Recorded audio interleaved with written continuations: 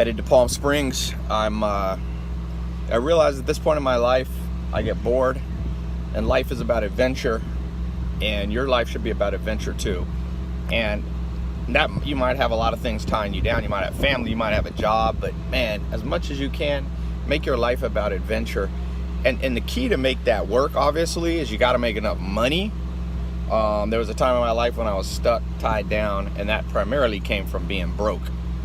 So as I was saying, you know, I really like travel, adventure, and the key was becoming financially independent. You need to have more than one source of income. Ideally 3, if you could pull it off. I'm actually working on a new project where I'm getting all my entrepreneur friends, everybody I know who's ever started a business, to basically record a video of their secrets, how they do it. Like one of my friends started a pizza place, 3 pizza restaurants in Raleigh, North Carolina. He hardly works and makes $500,000 a year. Like, I'm getting him to record a video so people can learn how to do the same thing. I'm gonna make it like the Netflix of courses, the Netflix of entrepreneurship, I should say. How to start your own business part-time. You don't have to do it full-time if you're scared of quitting your job or whatever. So even Lexi's doing it.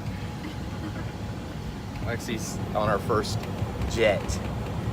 So you want to have the, you know, the E equals MC squared of money is A1 plus A2 plus A3, all in parentheses, plus P equals L. L is your lifestyle, P is your passive income, and you have your 3 active income sources. 1 primary active, that's your A1, 2 smaller ones. If you could set that formula up, you could travel the world, you can pay off your debts, you can basically not be stressed about money again. You don't have to become a millionaire or a billionaire to do that either. You don't have to work your whole life. It's a lot simpler in the modern world if you learn the tools. So I'll probably put a link below, depending on when you watch this video.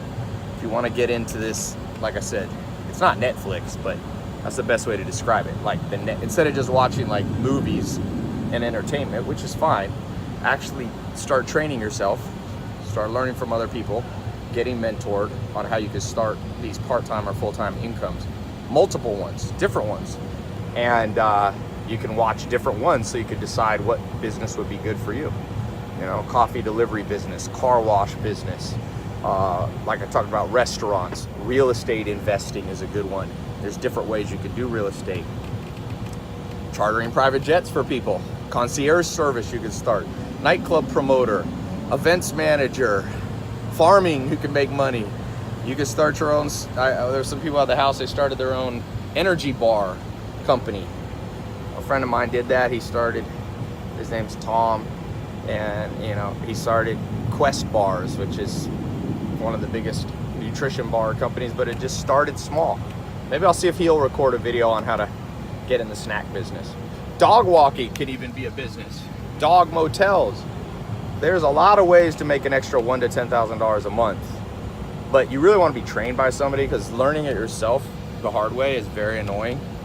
I've tried that. You make a lot of mistakes, you fail a lot, and you really shouldn't fail more than you have to. Life's already hard enough.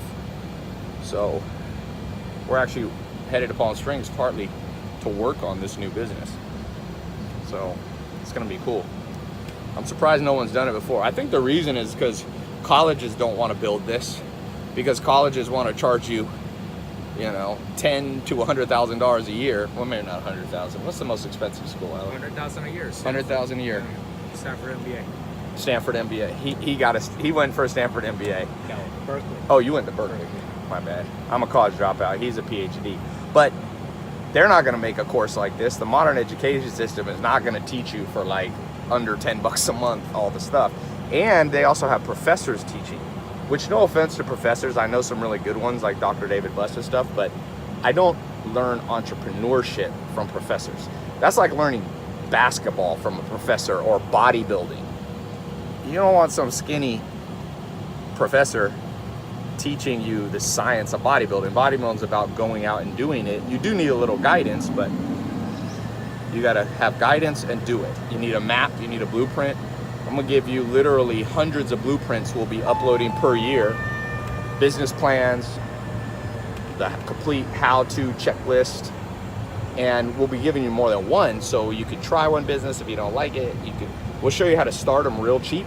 So you don't need $1 million to start up. You don't even need $100,000 or $10,000. Most of these businesses could be started for under $1,000. Some of them for under $100. Well, the funny thing is, one of my first memories as a kid, I was like 8 or 9. I had started a tomato stand and I didn't make any money selling little tomatoes. So then I switched to lemonade and I made like $5, and I was like, yeah, I'm gonna be an entrepreneur. But the sad thing is, then I went to school, never got encouraged to be an entrepreneur. I wasted all my time from like 6 to 18, didn't really start my own business. I started my first business really at 19.